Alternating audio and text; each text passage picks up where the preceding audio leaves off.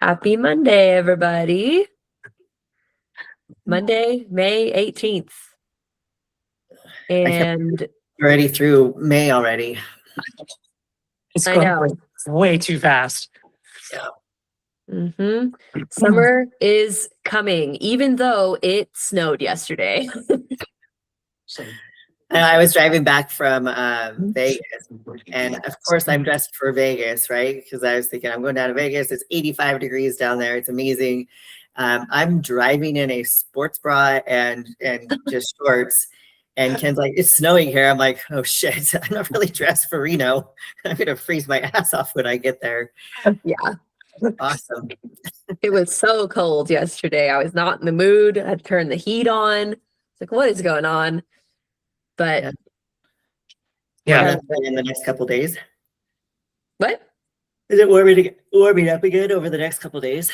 Yeah, it'll be in the 80s. Yeah. So good deal. Typical. Except this time, all my plants survived. So that is the positive. They didn't get frosted out. So I'm tired of turning my water on and water off. I wish I could just leave it on. Yeah, we turned it on, I think, a week ago because it finally felt safe enough. So I'm leaving the hose attached to the house too. Yep. Makes it convenient. But yeah. So today we are going to talk a little bit about programming and how you can adjust your workouts in the gym, strength training specifically, based on like how experienced of a lifter you are. So if you're really new to the gym, what are some things you might want to consider? Maybe some things you want to focus on that can help you improve your skills, get better at lifting, get a better mind-muscle connection, all that good stuff. And then as you are a little bit more experienced, some things you might want to do with your programs, things you might want to include or things you might want to take out. And then when you are an advanced lifter, some of the things that might help you maximize the gains that you get from your sessions, because you are going to slow down. Like once you see those initial gains from starting strength training and you go past that like intermediate phase and then you become a more advanced lifter, you're going to have to work a lot harder to see progress, and it's going to be smaller just naturally. So newbie gains. Yeah, they do unfortunately run out at some point. But it takes a long time. Like it takes a really long time of being very committed to actually reach that end point. And I think that's something else we can talk about is like, when have you like reached your newbie gain potential or exhausted your newbie gains? And I think that could be a cool thing. Maybe at the end of the call, we can answer, like how long do you think it should take, or what's a good way to tell? Because I think some people tap out way before their natural potential actually taps out. Me over here just like talking crap on people I don't know, but I'm serious. I see it all the time. I talk to these people. Yeah. So yeah, why don't we start off with some beginner lifter advice, things to do.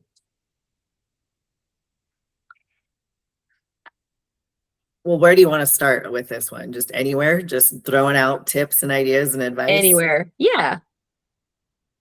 Anything. Well, one, just get in there. Like, I don't care how afraid of the gym you are, get in there and ask advice. And honestly, the biggest people in there that look like the scariest are the most helpful people. Ask them the questions.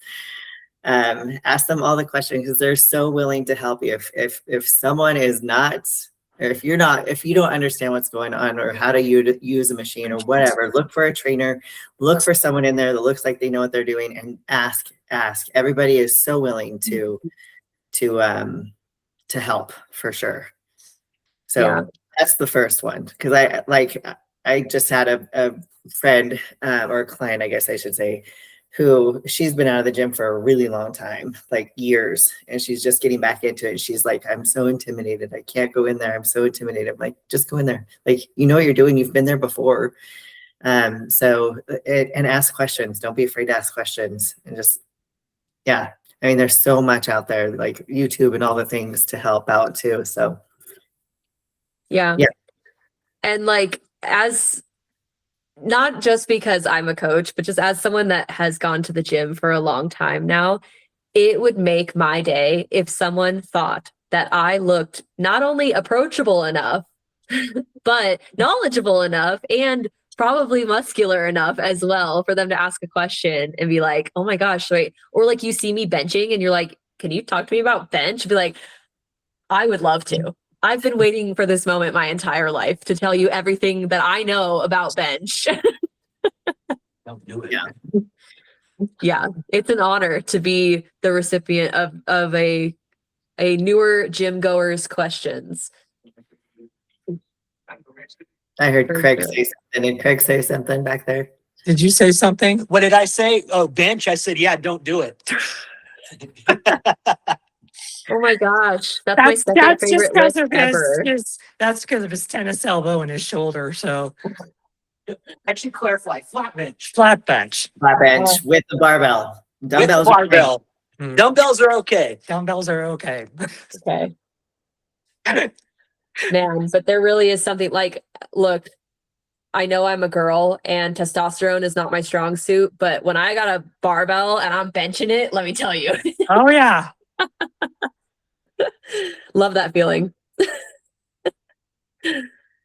Okay, we're getting off topic though. Yeah, a little So- bit, but that's fine. Sorry. I'm just thinking about bench, you know. Yeah, so also I'm pretty sure that on one of the Real Coaches calls that happens every week, Aram mentioned that everywhere he goes, he wears a shirt with his Instagram handle on it. And I think it says like, ask me about health or ask me about training or something like that. If you see somebody that has a shirt like that, just please ask them questions because they're literally asking for it. But it's also probably a coach who is, you know, trying to spread the word of working out. Mhm. That is brilliant. I love that idea. Yeah. Really smart. Yeah. And another one of the shirts at Real Coaches Summit that was awesome was a guy who his shirt, I think it said like, no thanks, I already have a coach. And it was his brand on the back. That's classic. Yeah, it was awesome. He said, I asked him about it and he said he actually made it for one of his clients because I think someone came up to her and was being weird about poaching her from her current coach. And so he was like, here, I'll make you this shirt. But now he just sells them for fun. So I forget who it was, but okay. So yeah, get in there, ask people questions for sure. I would say don't believe anybody that tells you you need to do a specific exercise unless it is like a physical therapist or someone that's like healing you from some kind of injury. Like if somebody says, well, the only way to grow your quads is blank, or the only way to do this is blank. Like, don't look too far into those statements because there are so many ways to build your muscles. And it's really just about like, which exercise are you going to be the best at doing to like the closest point to failure? Like, what are you going to push yourself at? So like, I know I personally have a fear of putting too many big boy weights on like a leg press, but I will mess myself up on some Bulgarian split squats. Just to me, the danger of a leg press feels scary. I know that's kind of like backwards of what it's supposed to do, but I don't like it. Like there is no actual danger, but I just don't like leg press very much. And I bitch out on them, but I will like go till I drop on Bulgarians. And it's like, hey, that's going to build your quads. Mhm. So don't have to do one specific thing. Trying to feel if I need to add anything to that. And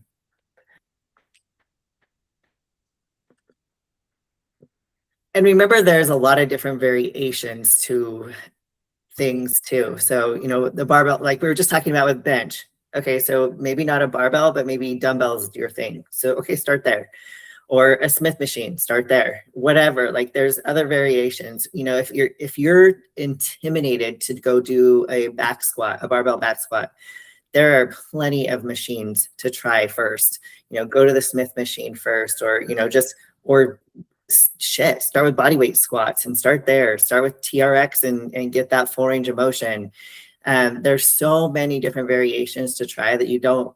If barbell back squat is freaks you the fuck out, excuse my language, at first, okay, let's try something different, and that's okay. Like you it's not something you have to do. And honestly, I wouldn't until you felt comfortable with a load on your back and you knew what you were doing and had some sort of instruction in it, and not just getting under there and not knowing what you're doing. And not only that, but especially with a barbell back squat, you know, some of those compound movements that are a little bit more dangerous if you don't have the correct form. What was I saying? Oh, learn how to get out of it too. So learn how. So the proper way, so you're not injuring yourself by your failure too. You know, instead of dumping it forward, you know, dump it back. If you make a lot of noise, who cares? At least you're safe. You know. So Yeah. So there's those little things to learn as well, not just the actual lift itself, but learning how to fail properly so you don't injure yourself. Yeah, that's a really good point. And I don't think that when, sorry to pick on the gym bros, but if like a gym bro is bringing his little bro into the gym and he's showing him the ropes, I don't think that that's the first thing that goes through his head is like, okay, well, in order to be safe doing this, it's not just that you do it well, it's that you also know like how to stay safe when you are pushing yourself hard. Yeah. I remember one time at Fitness Connection, and I knew it was going to be bad. This guy, this young kid was showing off for his girlfriend. He was in the squat rack and came off and went down, and no, because he was in one of the, I forget what kind of the squat racks where it's like not an actual rack, but it's angled like this. Yeah. Talking about. Yeah, it's got like the built-in like safety bars here. So you have to step out of the rack if you want to get full depth. Well, that's exactly what he did, was stepped out of the rack. He didn't stay in it. And so he stepped all the way out and then started squatting. And it was just looking at the kid, I'm like, okay, like he's really going to do this. This is impressive. And so of course I'm watching, and he fails the wrong way. And like, it was so scary. And his girlfriend was behind him trying to there was no chance she was going to spot him. But, you know, pretending she's there to spot him. And oh my gosh, the whole thing was just horrific to watch. Thankfully, he ended up being okay. But because he was so far out of the rack that as he fell forward, it hit the rack, it hit the edge of the rack, and then bounced back and hit him. And so he fell backwards. It was the scariest thing I've ever seen, but everybody was fine. But just, learn how to use the equipment properly too if you're going to show off. Yeah. And that's the other thing. Don't be afraid to ask for spotters too. Like if you are going to lift a little bit heavier, like ask other people in the room if they can help you. Yeah. And a lot of like the chain gyms, corporate gyms, whatever you want to call them, they have trainers that are always in the facility while it's open. So you can ask one of them too. If you don't want to have to make a new friend, you can just use one of the people that's being paid to be there. Right. That So- was one of the hardest things for me is when, you know, Craig travels now for work and it's like, who's going to spot me? And now I'm just like, I'm not even shy anymore. I'm like, hey, wait for their set. And then I go and ask them. And most of the time, everybody's pretty nice. So, yeah.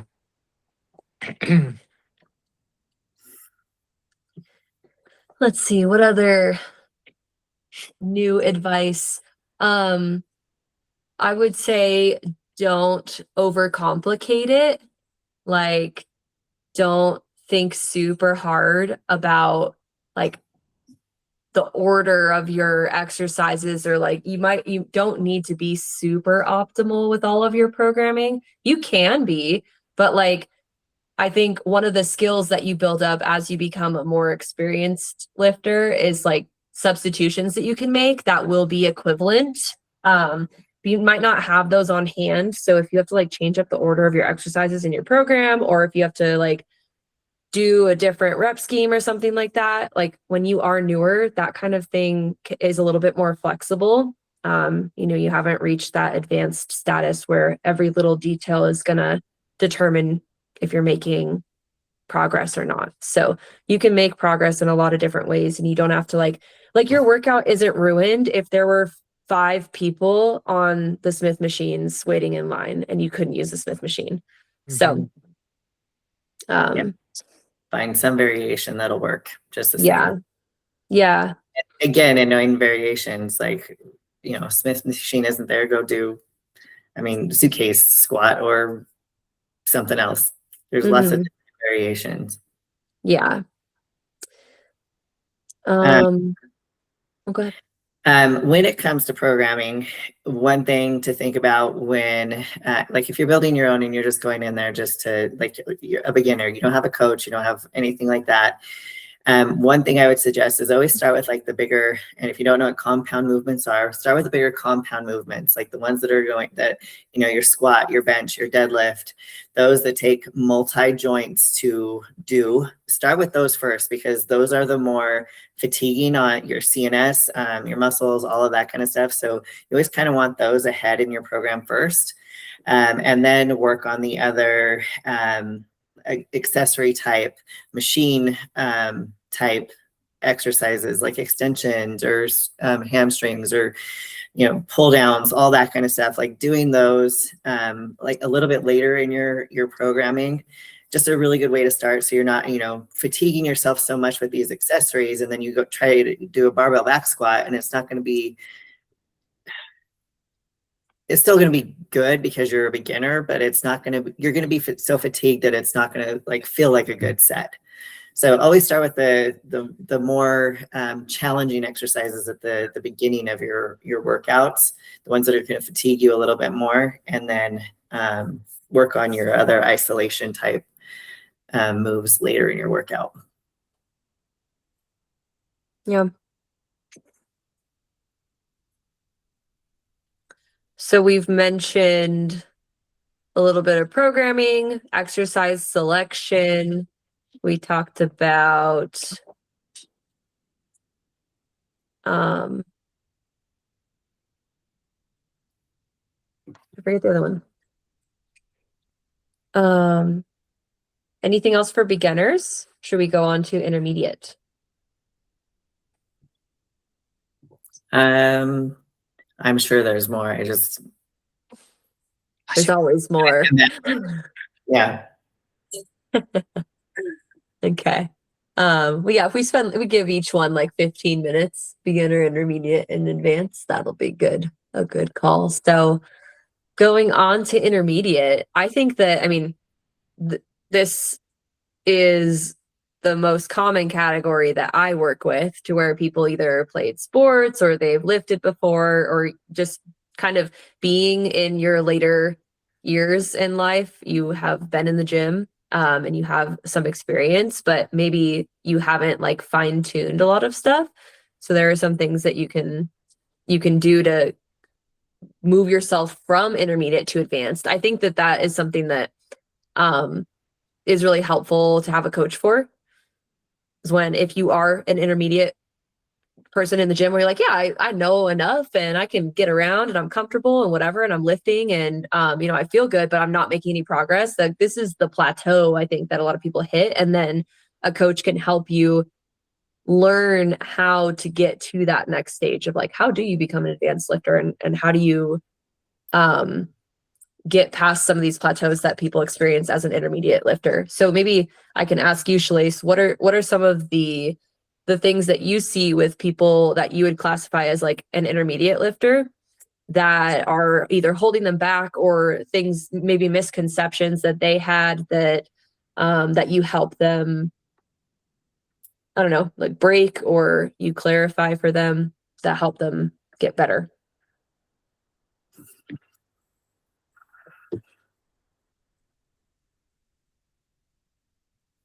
I think I mean, I could say this for both beginners and intermediate, should even sometimes advanced, but I guess I'd say for more intermediate, I think the most common conversation I have with intermediate lifters is learning what your true failure is. So That's what I was gonna say. yeah, like where is that really? Because there's the challenging, you give up here first, and there's the like, no, I really can't do this physically. Like you absolutely fail. And so learning where that is and finding that and getting past that mental block of, okay, well, this started to get a little bit harder, so I'm going to stop now, to, okay, no. And I think I've mentioned this before in one of my posts. Don't ask your body, hey, do you have one more in you? No, like I'm going to try for one more, or maybe even two more after this.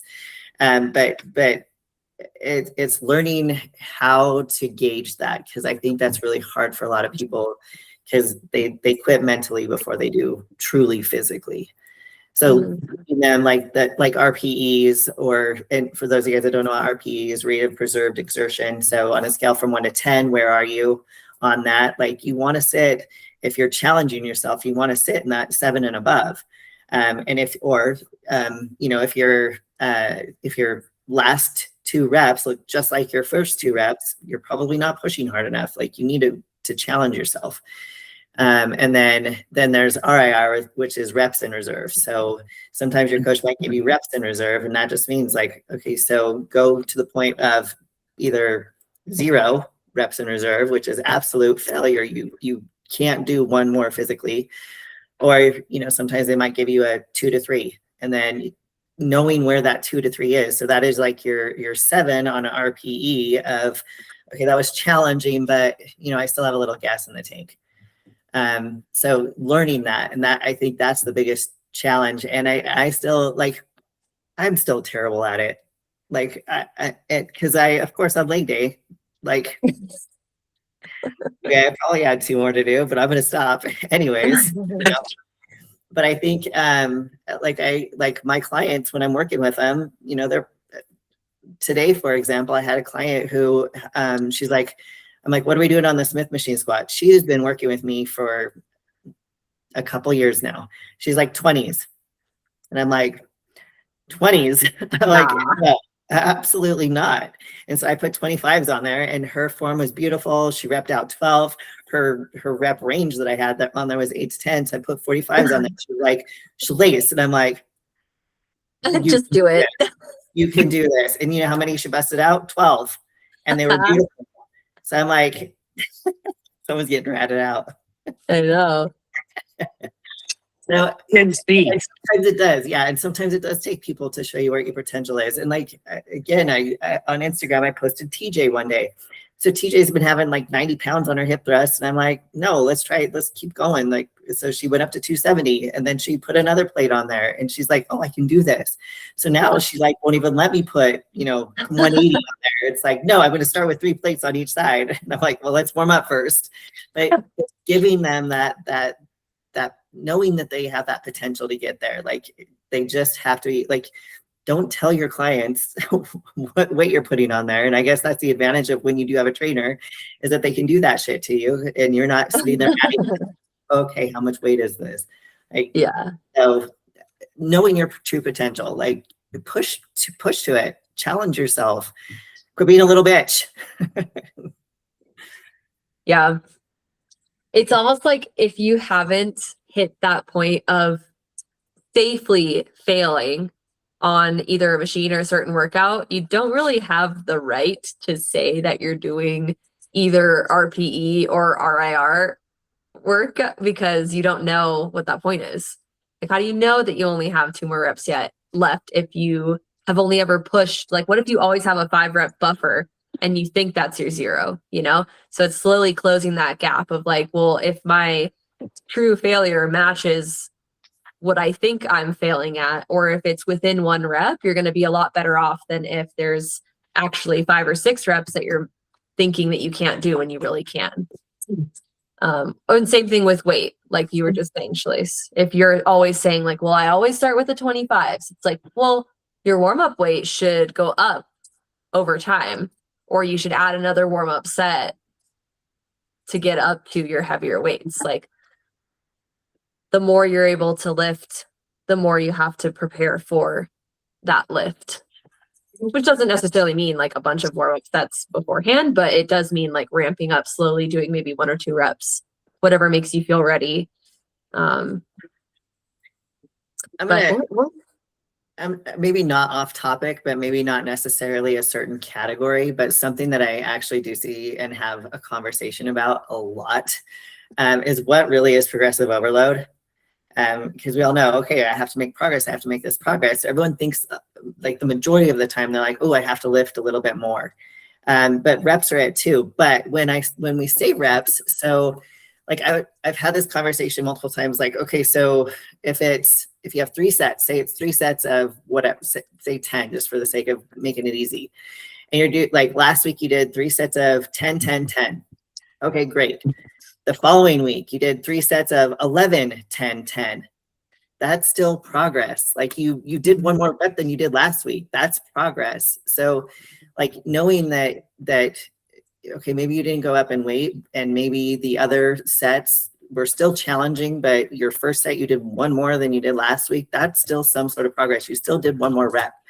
So like understanding that is progressive overload as well. So if you can, like, you know, if you're going into workout and you're feeling really great, and that first set you hit, you know, last week it was 10 and this week you did 12 to 15. And then the other ones, you know, were maybe just a little bit less, but you know, you still are hitting 2 or more reps than what you did last week. Again, it's progressive overload. It's still progress. So like really understanding that it's not just about adding weight, it's not just about adding reps, but then also your range of motion is progressive overload too. So, you know, maybe you're stuck at 25 pounds on the side, but you know, did you start at only going parallel and now you're going a little bit more, dropping a little bit lower than parallel? That's progress too, because you're getting more range of motion with that weight. So there's a lot of different variations of what progressive overload really is. So it's not just about adding weight, especially if your form is shit. Let's not add weight. Let's make sure your form is still pretty good. You know, and add reps if you need to. mm-hmm. And How do you? Because you should be tracking your workouts too. So let's talk about that. Oh, yeah, that's kind of an easy one. If you're not doing that as an intermediate lifter and you're like, why am I not making progress? Like, again, you're not allowed to say, why am I not making progress if you're not actually tracking anything? Step 1, write it down. Data is cool. Okay. That's not just lifting, that's your food too. Yeah, for sure. Yeah. Shoot, there was something I was going to bring up about one of the things you said, and it just left my brain. For intermediate lifters, and you were talking about no. Do you have anything else, Shalise? Um, I have a question, if I Yeah. may. You may. Thoughts, what do you guys, when you're training people, do you start them like when you're doing like 3 sets, whatever, do you start them off at a lower weight and progress up, or do you go at the higher weight and work them down? I personally usually start with the lower weight and kind of work up. Usually. Trying to think. Yeah. For me, it kind of depends on the client. Like I have some clients that will, because at the end of the day, it's like, if they lift the heavier weight for 1 set, like as long as we keep the same order, like something like hip thrusts, I will go up Okay, it so totally depends. I'm clearly I'm like, Don't leave us stumpy, guys. yeah. So something like, yeah, like a compound lift, I wouldn't start heavy and go down. Like I wouldn't start heavy with a deadlift or a squat or bench. I'll increase those, but sometimes on some of the more like isolation style exercises, I will start heavier and then go down. But usually those things have a little bit higher rep, lighter weight anyways. So like I have no problem with starting someone higher on a leg extension. And I'm like, okay, you're going to do like full reps to failure and then partials to failure. And the next set I'll drop them down and be like, hey, full to failure, partial to failure, or whatever. So yeah, I think that's a general rule that I would follow is for the big lifts, the compound lifts, things that you are lifting like actually a lot of weight, I'll start lighter and then go heavier only if form and everything allows. And then on isolation exercises, I can start heavier and then I'll drop down as needed based on failure. Because we're also typically doing those after the bigger lifts anyways. So you're already a little bit taxed. The compounds, yeah. Yeah. Does that answer your question? Yeah. Okay. Yeah, and I would actually go along with what Taylor just said, because I'm trying to think of like with my clients and stuff, what I do normally. And a lot of the time I'll like, you know what, we're going to try this one and just see where we go.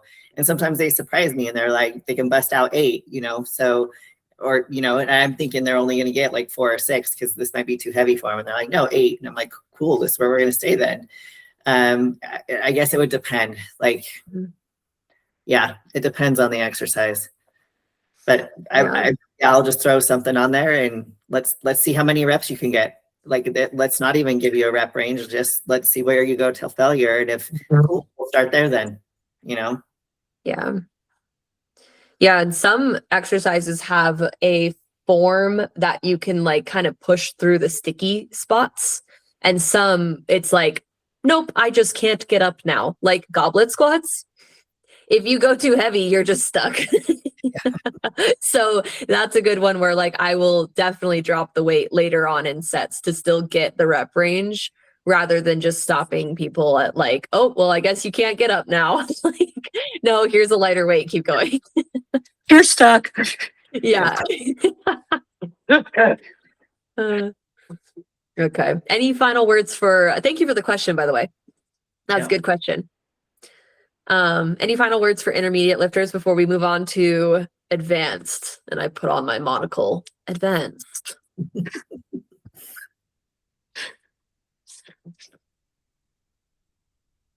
No?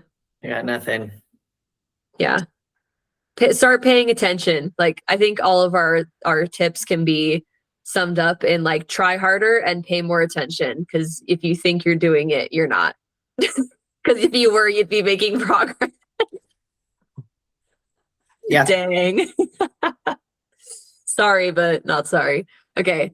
Our advanced peeps. Your ego may be large, but your muscles could still be larger. So. And I think if you're an advanced lifter, I think you're at the point now where you understand that like the basics work. Like it's every once in a while, I'll throw in something a little bit fancier, I guess, for my advanced lifters, because I think they can handle whatever, like the coordination or the stability or something or whatever. But it really goes back to the basics because they freaking work. And you know, that's they're just the cream of the crop. So yeah. And it doesn't necessarily need, and I guess I would also say, I don't know, my brain's going a lot of different directions with this right now.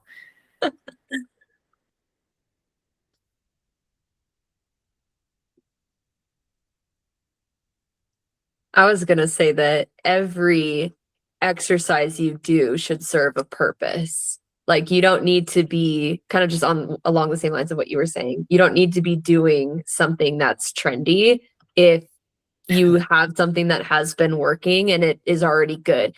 And you also don't need to be doing an exercise that you don't like unless you want to get better at doing that exercise and start to like it more.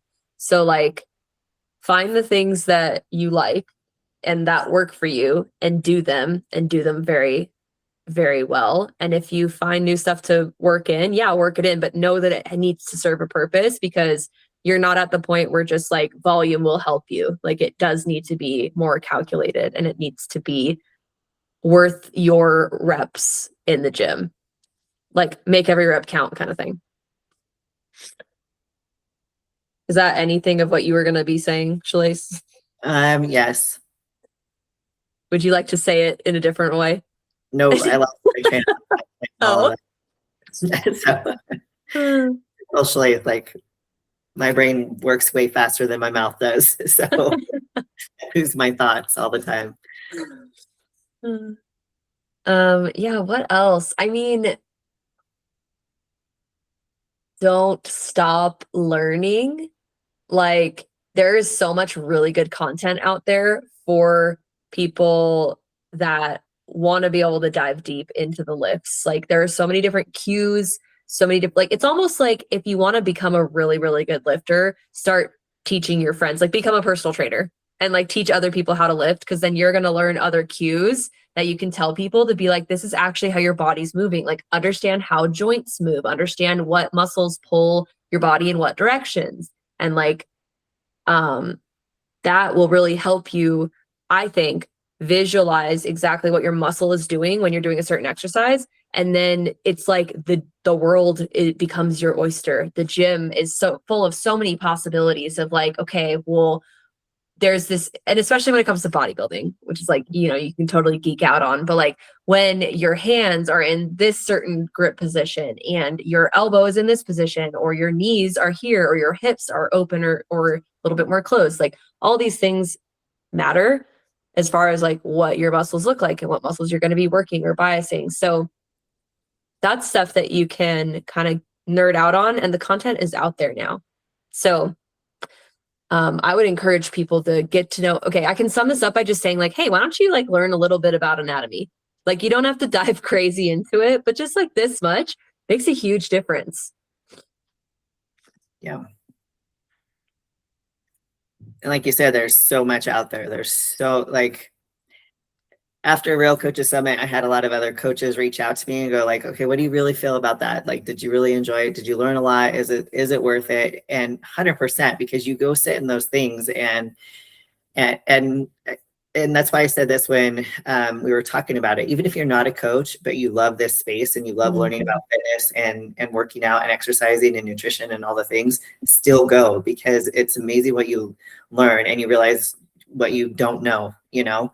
And the more that you learn, the more you realize you don't know. And it is, there's always something to learn from somebody somewhere. And this is a great one to go with as far as advanced lifters go or mature lifters go, because a lot of times we also get stuck in our ways of, oh no, this has always worked and this is going to work for everybody and whatever. But there are a lot of new things coming up, new equipment, new research of, you know, like time and retention. They actually showed that like the slow eccentrics aren't necessarily the best things either. You know, things like that. So things are always evolving. So open up your mind, be open-minded for sure. Mm-hmm. That like totally breaks my heart too, by the way. When I read that, I was like, can I just choose to like maybe not look at this right now? About the eccentrics? Yeah. I was like, well, you know, I'm probably still gonna do them, but it's okay. And again, that would be something I would give, you know, maybe an advanced lifter. I wouldn't give that to a beginning client. Like just let them do like, you know, the reps, you know, but maybe that's one way to intensify it, maybe for an advanced lifter, but Yeah. just to switch some things up. Mm-hmm. Because they are an advanced lifter. And if they're an advanced lifter, I'm going to, well, I guess maybe I shouldn't assume that, but maybe I should say people with an advanced physique. They can do those kind of things and still benefit from them. Well, and I guess even newbies could too with the newbie gains kind of situation, but I mean, they're going to benefit from anything. Yeah.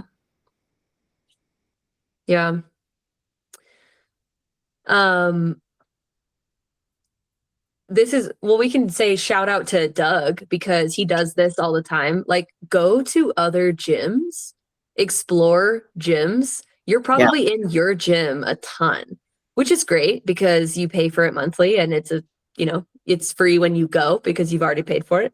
But like getting a day pass at a dope gym, and even like if you can reach out to the gym beforehand and be like, hey, like, is there anything I should know that's going on? Or like, you guys hosting any events recently or in the upcoming days or whatever? Like, reach out to them and see if there's something that you can be a part of when you go, and just get to know other people at other gyms with different equipment and take advantage of that opportunity. I shouted out Doug because he'll post really cool videos of gyms and I'm so jealous. I'm like, this looks so cool.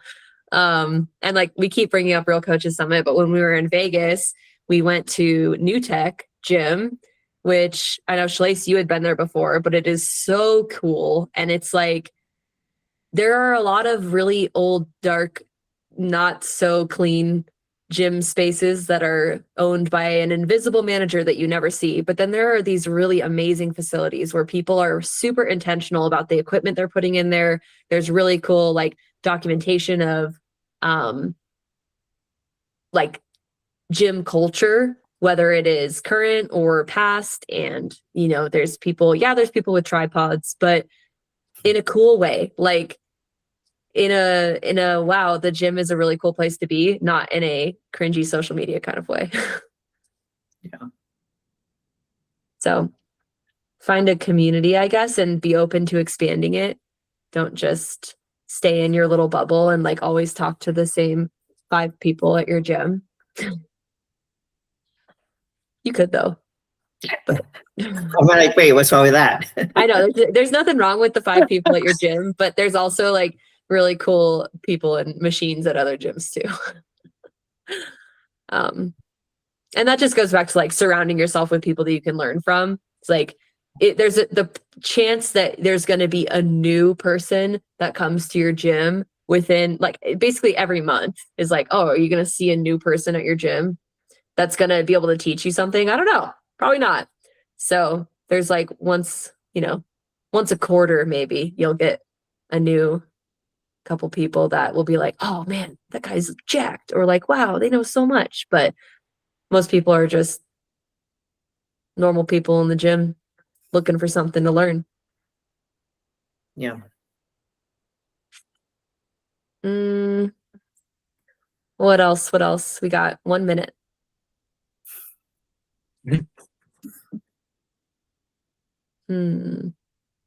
How about you, Corinne? Do you have any like insights like you from beginner to where you're at? Like anything like you've learned along the way that or takeaways or anything?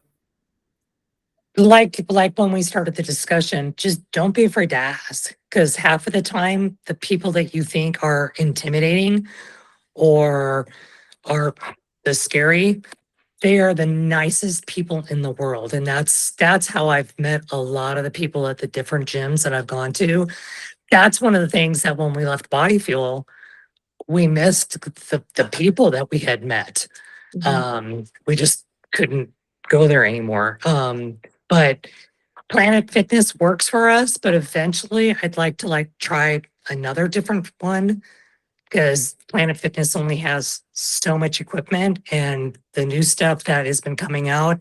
Like, I'm so jealous when I watch you guys or watch Shalise, and they've got so many new leg exercises over at Iron. I'm like, oh my God, I'm going to have to go in there sometime. But it's like, oh, but I just from when I first started to now, I know that I still have so much more to learn, but I'm not intimidated now to go in there and try different stuff.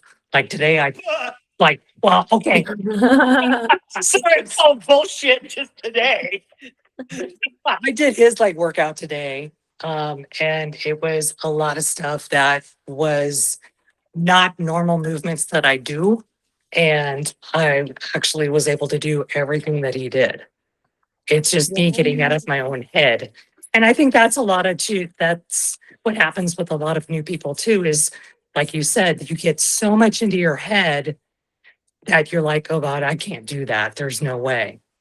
So But yeah, just stick with it. That's all I can say.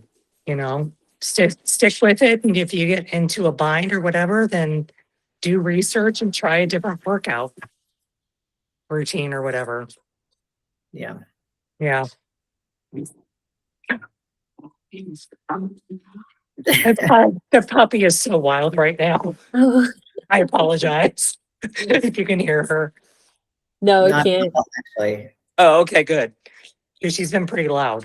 Oh, having a good time. Oh, yeah. So, but yeah, Good. I like it. yeah. Okay. Well, thanks guys for chatting. Thanks for letting me come and clue in with you guys. Yeah. I will post online to let you guys know what the June topics are. We will not be here next week, which is what day is that? May. The 20th, what is that? Okay. The 25th. Yeah. Memorial Day. We will not be having a call on Memorial Day holiday. So have a great holiday weekend. You guys too. And thank you. And yeah, we'll talk in June with some new topics. We'll get those posted and we'll be back. Perfect. Okay. Awesome. Oh, we gotta do our sign off. If yeah. you'd like to hear from us, I am at Taylor CE on Instagram. That's TAYLORCE. And I am at Shalace_IFBB, and Shalace is SHELACE. And then we have our Team Iron and Lace page, which is at team_iron_and_lace. I feel like by the end of this year, you're gonna change the team Instagram name. Maybe Yeah. whoever was using it before, it's not taken anymore and you can have it. Yeah. Alrighty. We'll talk to you guys soon. Have You a guys good have rest a of your good night. night. Thank you. Bye, guys. Bye. Bye.